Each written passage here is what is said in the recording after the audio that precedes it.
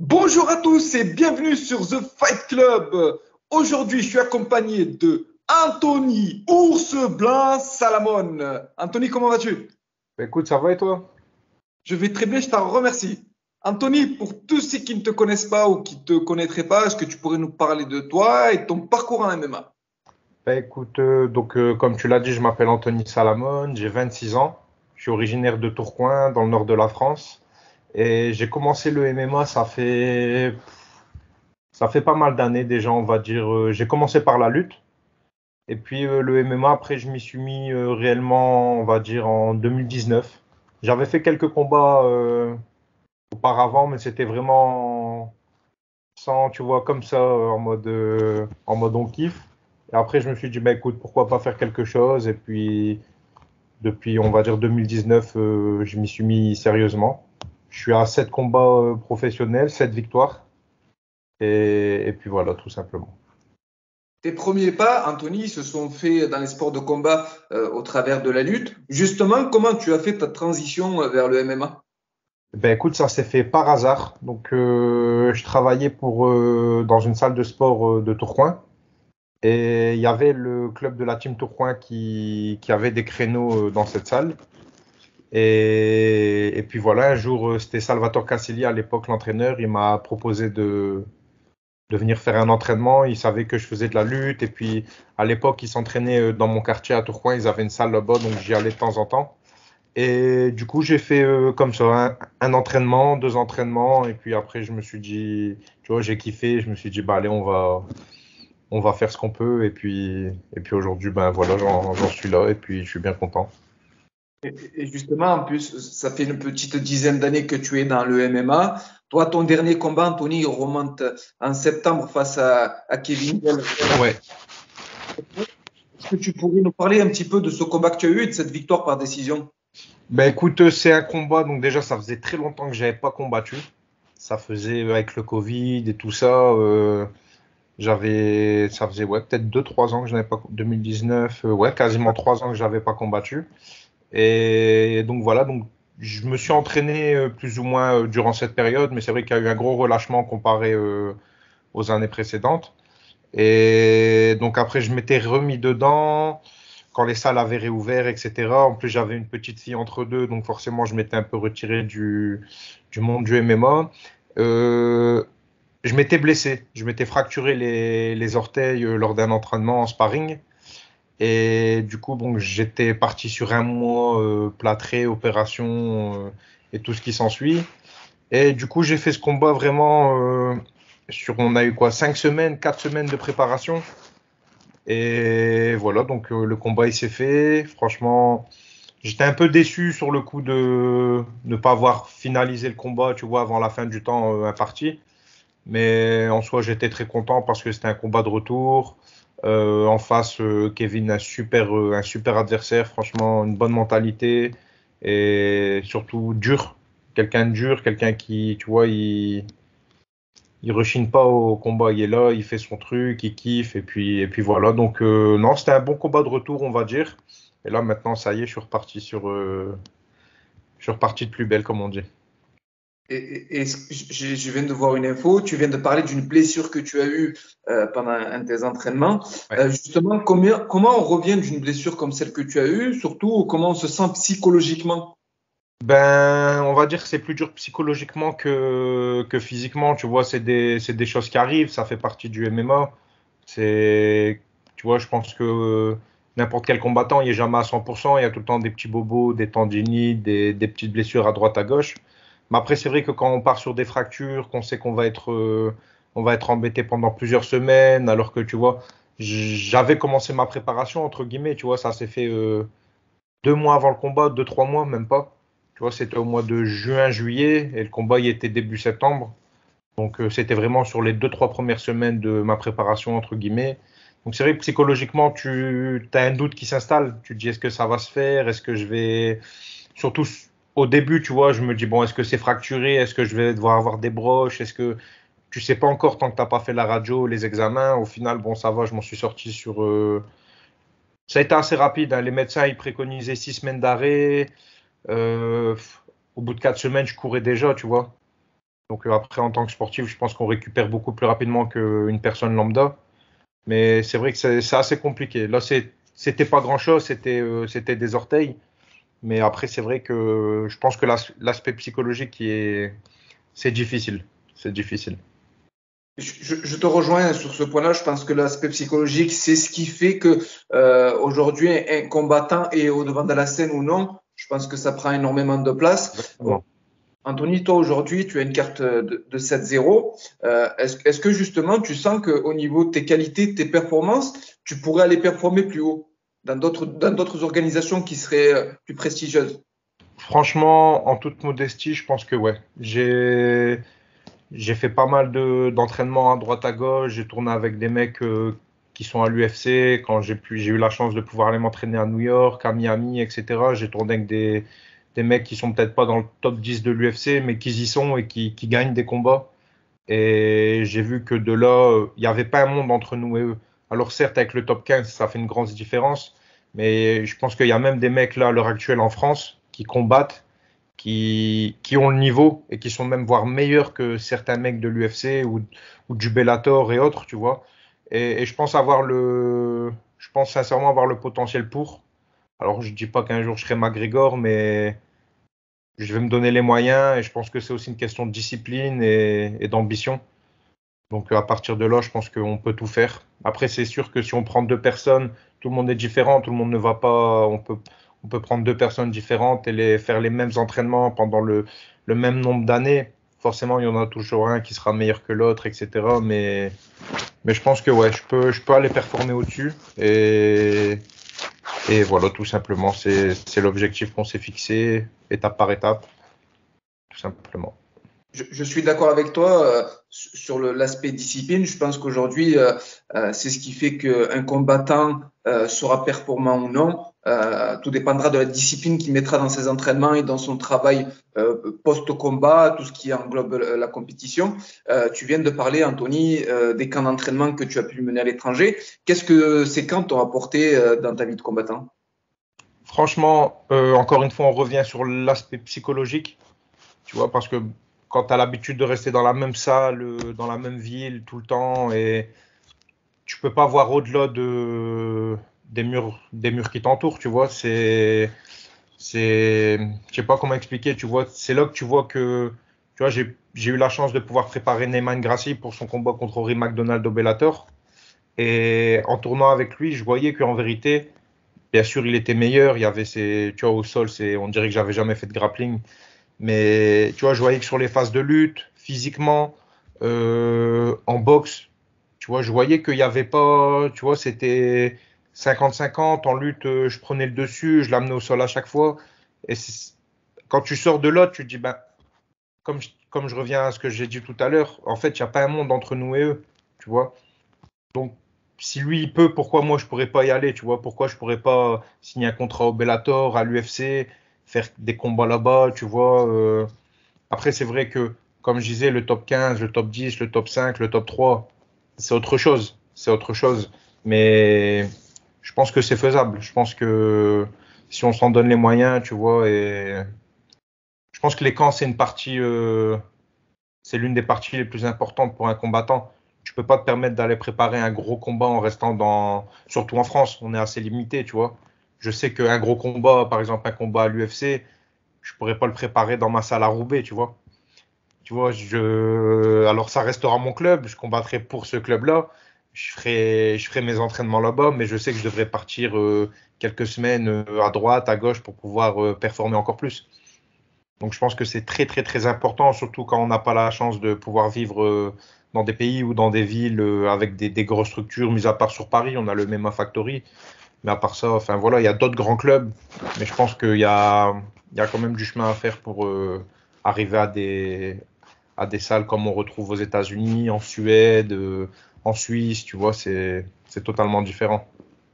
Et c'est assez intéressant ce que tu évoques parce que la plupart des combattants que j'ai pu avoir en interview me disent tous que entre la France et l'étranger, il n'y a pas spécialement de différence. On n'est pas d'un niveau en dessous. C'est plus l'aspect, que ce Et soit au voilà. niveau de la salle, de tout ce qui entoure le combattant, qui sont plus développés chez eux que chez nous.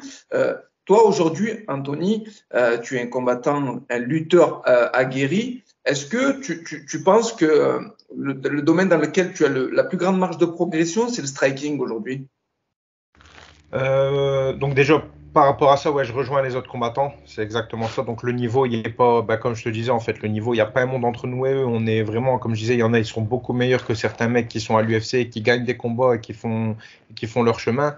Et voilà, c'est les salles, c'est les structures. On est encore dans des bases d'associations, des trucs municipaux. Tu vois, les salles, elles sont ouvertes. Les créneaux, vas-y, tu t'entraînes 20h à 22h, tu vois. C'est des choses, c'est assez difficile d'allier la vie professionnelle, personnelle, etc. Donc déjà ça, et puis ouais, voilà les structures. Mais sinon, sans mentir, je pense qu'au niveau du... Donc ma base de lutte, elle est là, tu vois. Mais je pense que ouais, il y a une bonne marge de progression en striking. C'est ce que je suis en train de bosser tous les jours depuis pas mal de mois déjà. Je bosse ma boxe anglaise, mon pied-point, tu vois, j'essaye de vraiment m'améliorer dans ce domaine-là. Et puis il y a aussi le grappling, tu vois, je pense que au niveau du grappling, c'est un peu illimité, tu vois. Si bien en boxe, on peut, voilà, chacun a ses limites, il y a ses trucs, il y a le facteur physique et tout. Mais au niveau du grappling, je pense que voilà, il y a beaucoup de travail à faire. Et que ce soit moi ou n'importe quel autre combattant, tu vois, il y a tout le temps cette marge de progression à accentuer. Et puis voilà, après, c'est vrai que j'ai la chance de venir de la lutte. J'ai beaucoup d'années de lutte derrière moi. Et c'est un truc qui m'a assez marqué un peu en arrivant dans le MMA, c'est justement un peu le manque de lutte pure chez les combattants et même à haut niveau. Même à haut niveau, c'est. Parce que je dis toujours que je pense qu'il y a la seule personne qui peut, le seul combattant qui peut vraiment bien contrer et se débrouiller face à un vrai lutteur, hein, pas juste je fais de la lutte, je sais faire une attaque aux jambes grâce au grappling ou autre. Non, je parle un vrai lutteur, un puriste, c'est un lutteur. Il n'y a que le lutteur qui peut se permettre de dire de. Tu vois? On peut le voir, des mecs comme. Je vais prendre l'exemple le plus typique, un mec comme Khabib. Tout le monde sait ce qu'il va faire, tu vois, mais personne n'arrive à le. Tu vois? Un mec comme Yoel Romero, pareil. On sait que c'est un lutteur. Après, bien sûr, comme je disais, il y a l'aspect striking et tout, les mecs qui. Voilà. Mais quand le lutteur il décide de lutter dans la cage, il n'y a que le lutteur qui peut se permettre de pouvoir se dire de allez, je défends, je te rattaque, etc. Sinon, sinon c'est compliqué, hein. C'est très très compliqué. Je te rejoins totalement sur ce point-là. Je pense que quand on est un lutteur et quand on met en place sa lutte et surtout une lutte agressive, je pense que sur un striker, c'est difficile pour lui de défendre face à cette oppression qu'on reçoit dans l'octogone. Ouais. Toi, Anthony, tu as signé très récemment chez Ares. Qu'est-ce que ça fait de signer dans la plus grosse organisation française? Ça fait plaisir. Franchement, de base, c'était pas une de mes objectifs. Ça m'est tombé dessus, entre guillemets, chercher une organisation dans ce style-là. J'avais eu plusieurs possibilités, aussi à l'UAE, etc. Et après, c'est vrai que quand l'ARES m'a contacté pour signer chez eux, bah, je me suis dit, bah, en fait, pourquoi pas? Tu vois, j'ai regardé les premiers shows. C'est vraiment des gros événements. Il y a du niveau. On peut encore repartir sur l'ARES 5 qui a eu ce week-end. Il y a eu des gros combats, il y a des gros combattants. Et en plus, c'est en France. Je pense que tous les combattants français, on a cette petite mission de justement représenter le MMA français et de faire monter nos organisations. Et je pense que l'ARES, c'est la meilleure qu'on peut à l'heure actuelle, aujourd'hui, avoir en France. Donc c'est vrai que ça m'a permis de pouvoir me fixer de nouveaux objectifs. Et puis, avec mon manager, c'est vrai on travaille beaucoup sur une entrée à l'UFC. Je devais participer au TUF. Le Covid a fait que malheureusement, ça nous a coupé dans notre élan. Mais il y a tout le temps ce petit contact avec l'UFC ou les Dana White Contender Series. Et je pense qu'on est à une victoire ou deux grand maximum d'un contrat. Donc je pense que l'arrêt, c'est un bon tremplin pour nous, combattants français, pour pouvoir s'exporter à l'étranger dans les plus grandes organisations mondiales. Donc voilà. C'est intéressant que tu évoques l'UFC. Justement, le président Dana White a annoncé l'arrivée de l'UFC à Paris en 2022. Je pense qu'aujourd'hui, on peut clairement dire que ça devient un objectif pour toi. Ah, c'est l'objectif. C'est vraiment. Tu vois, on pourrait aller. Là, si je veux, demain, je vais pas te mentir, je pourrais signer au Bellator, tu vois. Mais ça serait quoi? Un combat par-ci, un combat par-là. C'est intéressant, attention, c'est le Bellator, ça reste, tu vois. Mais l'UFC, c'est l'UFC, tu vois. Il y en a, ils préfèrent, tu vois, on a des mecs qui préfèrent aller dans les pays de l'Est et continuer leur carrière là-bas. Tu vois, j'ai un ami à moi, ben, Quentin Ruskov Domingos. Tu peux lui parler de l'UFC, lui, ça. Tu vois, il fait son chemin, il est bien dans les organisations comme le KSW, etc. On a Parnas qui, lui, continue son chemin et il continue très très bien, même son chemin au KSW. Et je suis sûr qu'il a déjà eu ses propositions de l'UFC. Et bon, et puis voilà, je pense que c'est propre à chaque combattant. Moi, l'UFC, c'est quelque chose que j'en rêve depuis tout petit. Tu vois, j'ai découvert l'UFC avec Machida et Shogun Rua. Je zappais à la télé, je tombe dessus, je me dis, ah, c'est énervé ce qu'ils font, tu vois quoi. Je veux y être, tu vois. Et j'ai suivi depuis toutes ces années, même quand je faisais de la lutte, je restais branché UFC. C'est vrai que ouais, c'est un rêve, entre guillemets, tu vois. Donc, alors, est-ce que c'est le bon moment? Est-ce que c'est pas le bon moment? Est-ce que ça, je ne sais pas. Seule la suite me le dira, mais clairement, ouais, l'objectif, c'est l'UFC. Et de toute façon, quoi que l'on dise, quoi que l'on fasse, l'UFC, ça restera l'organisation reine dans le domaine du MMA. Ça, je pense qu'il n'y a aucun débat là-dessus. Prochain combat, ça sera le 25 juin face à Samir Kadji.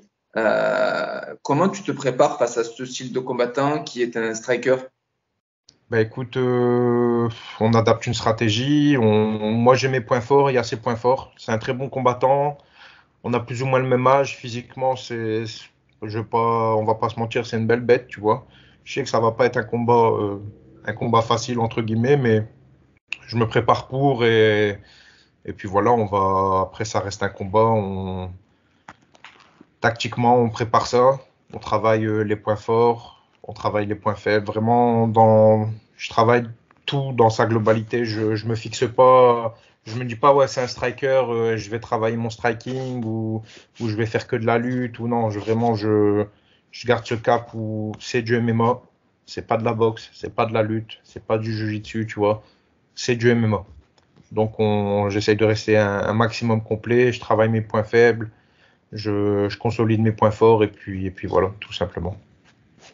En tout cas, on a hâte de voir ce que tu vas apporter dans l'octogone et notamment sur le sol français. Je pense que de nombreux amateurs et de puristes du MMA seront présents à cet événement. La question que j'ai pour toi, Anthony, c'est qu'aujourd'hui, tu as préparé plusieurs combats dans plusieurs organisations. Est-ce que tu aurais pour les abonnés de la chaîne ou les personnes qui vont voir la vidéo une petite anecdote à nous raconter? Une petite anecdote, eh ben, tu me prends au dépourvu là. Une petite anecdote. Un événement qui s'est passé à un moment donné, que ce soit dans ta préparation ou dans une organisation, quelque chose qui t'a marqué, que ce soit positif ou négatif, hein. Quelque chose qui m'a marqué.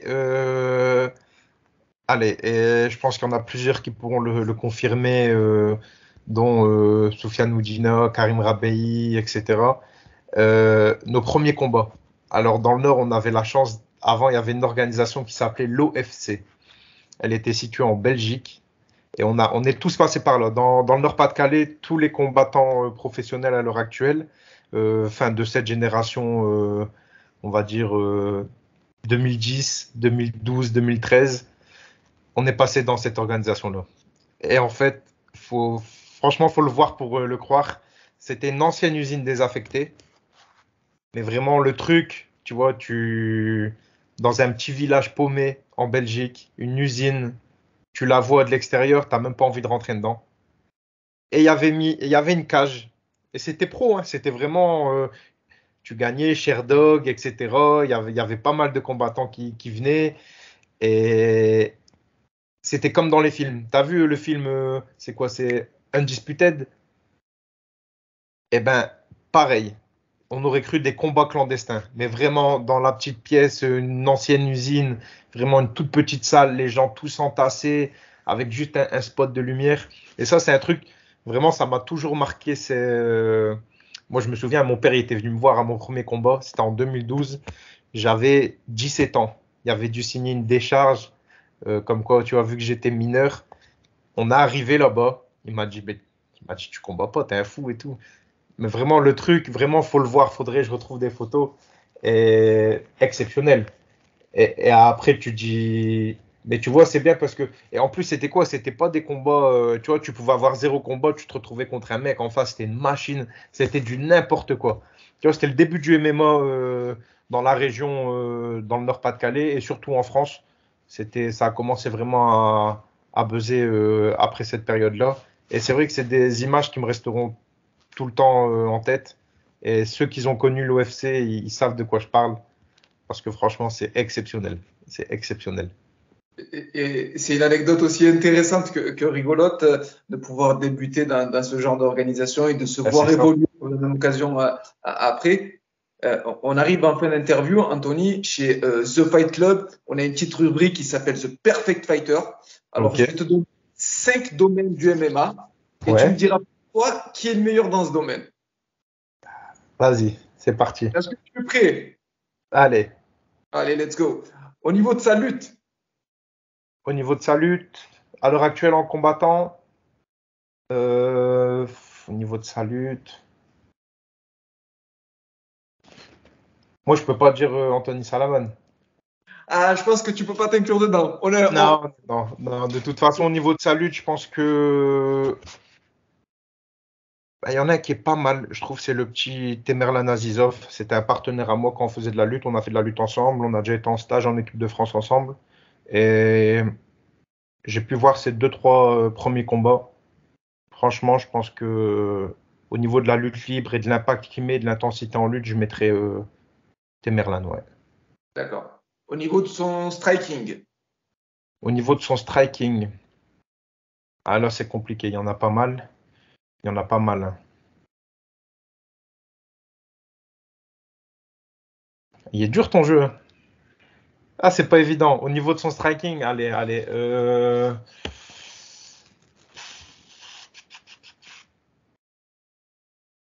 Franchement, je dirais. Bref, peut-être Fares. Faresiam. Je pense que. Ouais, je pense qu'il a prouvé qu'au niveau striking, même à l'UFC, il peut. En vrai, je vois aucun autre combattant là tout de suite qui me vient à l'esprit à part ouais, peut-être Fares au niveau pied-point qui est vraiment pas mal. Ouais. au niveau de sa puissance, Au niveau de sa puissance, il y en a pas mal. Franchement,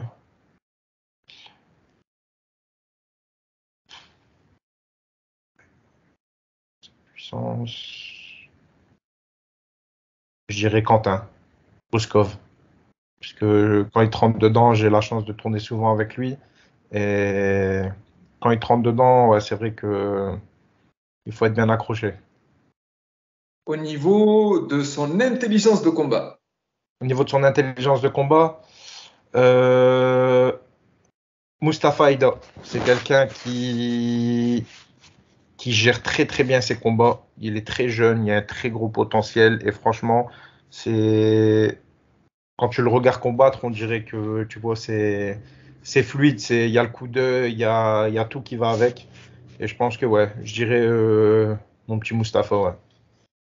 Au niveau de la sphère médiatique, Au niveau de la sphère médiatique, je dirais. Ah, au niveau du striking, il y a Saladin aussi, hein. C'est vrai que je l'avais oublié, hein. C'est vrai que Saladin, quand même, quand même. Là, je crois qu'il y a ex aequo entre Fares et Saladin, je pourrais pas départager. Sinon, au niveau de la sphère médiatique, je dirais pareil, j'hésite entre 2 combattants, j'hésite entre Morgan et Ramzan Jambiev. on J'hésite parlait. entre les deux. Je pense que ouais, les deux, ils ont plus ou moins la même hype en France. Et c'est très très bien d'ailleurs. Ouais, je dirais l'un des deux. Franchement, je pourrais pas te dire lequel, mais peut-être à la limite Morgan parce qu'il a beaucoup plus prouvé en MMA. Et il y a aussi cet aspect médiatique à l'étranger, en Angleterre, etc. Il a bien fait son truc, il a bien, tu vois, c'est un peu l'influenceur du MMA. Donc je dirais Morgan, ouais. D'accord. Anthony, je te remercie du temps que tu as pu m'accorder aujourd'hui. Ça a été un réel plaisir pour moi d'échanger avec toi Et et moi aussi. notamment d'évoquer toute ta carrière et ton prochain combat. Les amis, n'hésitez pas, je mettrai les infos d'Anthony en barre d'infos. N'hésitez pas à lui donner un maximum de force pour son prochain combat le 25 juin à l'Arès où il y aura une très grosse carte. Anthony, je te dis à très bientôt et je te remercie encore une fois. Je te remercie, frérot. À bientôt. À bientôt, salut.